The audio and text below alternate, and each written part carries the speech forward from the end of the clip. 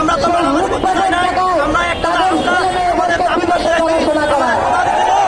আগামী মধ্যে এমপি গ্রহণ করে দিব। তোমরা চিন্তা করে আমরা তোমাদের গ্রহণ করে দিব, সে কথা লাগে না। এজন্য অনেক স্কুল প্রতিষ্ঠান আমাদের কোনো আশ্বাস দিতেছে না, কাজ দিব আমরা না। আমরা বিপদে আছি, আমরা কি করবো? আমরা বেতন পাই না, স্কুল চালাই, ছাত্রদের খাওয়াই, নিজের টাকা চালাই, স্কুলে ধরেন যে শিক্ষা দান করাই, গাড়িতে নিয়ে যায়, গাড়িতে আনাই, তাই ধরেন যে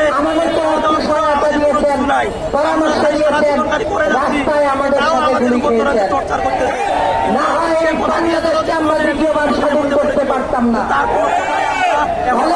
হয় নাই, আমাদের উপর যে অন্যায় করছে সেটা জাতির জন্য অনেক এক খারাপ বিষয়। আমাদের উপর করছে, ন্যায্য দাবি আদায়ের জন্য